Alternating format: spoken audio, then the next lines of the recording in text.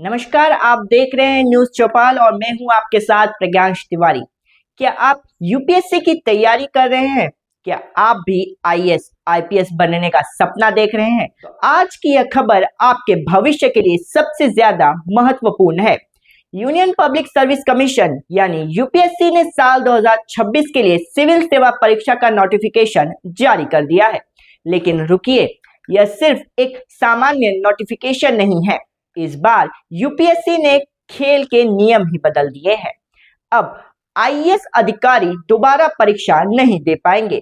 IPS अधिकारियों के लिए रैंक सुधारने के रास्ते कठिन कर दिए गए हैं और फॉर्म भरने से लेकर एग्जाम हॉल तक जाने की प्रक्रिया में तकनीक का ऐसा पहरा बैठाया गया है कि एक छोटी सी गलती आपका करियर खत्म कर सकती है। आज के इस खास रिपोर्ट में हम डिकोड करेंगे यूपीएससी के वो 12 बड़े बदलाव जिन्हें जाने बिना अगर आपने फॉर्म भरा तो पछताना पड़ सकता है। सबसे पहले बात करते हैं उन उम्मीदवारों की जो पहले से ही सिस्टम का हिस्सा हैं। अब तक क्या होता था, कोई उम्मीदवार आईएएस बन गया लेकिन उसे अपना होम कैडर नहीं मिला तो वो दोबारा परीक्षा देता था। लेकिन अब यूपीएससी ने इस पर पूर्ण विराम लगा दिया है। अगर आप पहले से आईएएस या आईएफएस में नियुक्त हैं तो आप सीएसई 2026 में नहीं बैठ सकते।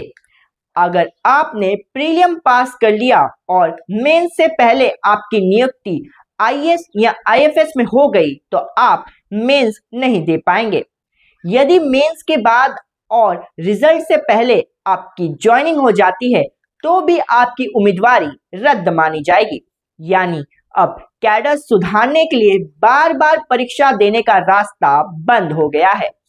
अगर दोबारा बैठना है तो इस्तीफा देना ही एकमात्र विकल्प होगा।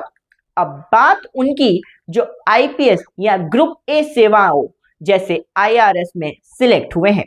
यूपीएससी ने इनके लिए भी शिकंजा कसा है।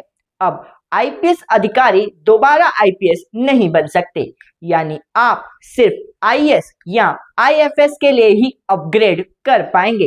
साथ ही रैंक सुधारने के लिए आपको सिर्फ एक मौका यानी सीएसई 2027 मिलेगा।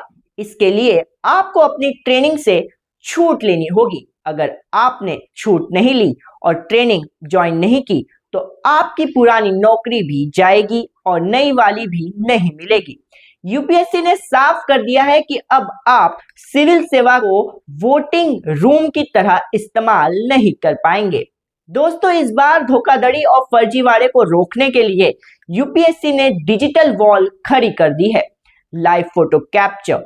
अब फॉर्म भरते समय आपको सिर्फ फोटो अपलोड नहीं करनी है बल्कि वेबकैम या फोन से लाइव फोटो खींचनी होगी। ट्रिपल सिग्नेचर नियम। सफेद कागज पर काले पेन से 3 बार साइन करके अपलोड करना होगा। Face authentication. एग्जाम सेंटर पर अब सिर्फ एडमिट कार्ड देखना काफी नहीं होगा, आपकी आंखों और चेहरों का डिजिटल मिलन किया जाएगा। इसलिए यूपीएससी ने आधार कार्ड के इस्तेमाल की पुरजोर सलाह दी है ताकि वेरिफिकेशन में देरी ना हो। और बड़ी बात, पहले फॉर्म भरने के बाद करेक्शन विंडो या फॉर्म वापस लेने के लिए विड्रॉल का मौका मिलता था। अब इसे पूरी तरह खत्म कर दिया गया है। एक बार सबमिट बटन दब गया तो बस वही फाइनल है। साथ ही अब आपको एक यूनिवर्सल रजिस्ट्रेशन नंबर यानी यूआरएन मिलेगा जिसे आप पूरे जीवन में सिर्फ एक बार अपडेट कर पाएंगे। यानी नाम, जन्मतिथि या कैटेगरी में गलती हुई तो सुधारना नामुमकिन होगा। तो साथियों, यूपीएससी 2026 के लिए 933 वैकेंसी निकली है। 24 फरवरी आवेदन की आखिरी तारीख है। लेकिन इस बार की तैयारी सिर्फ किताबों तक सीमित नहीं है। आपको इन नए नियमों को भी अपनी रणनीति का हिस्सा बनाना होगा। यूपीएससी का यह कदम गंभीर उम्मीदवारों के लिए एक अच्छा संदेश है। सिस्टम अब पारदर्शिता और निष्ठा चाहता है। आपको क्या लगता है कि आईएएस अधिकारियों को दोबारा परीक्षा देने से रोकना सही फैसला है? अपनी राय कमेंट बॉक्स में जरूर बताएं। यूपीएससी की हर अपडेट के लिए जुड़े रहिए न्यूज चौपाल के साथ। वीडियो को लाइक करें, शेयर करें और कमेंट में अपनी राय जरूर बताएं।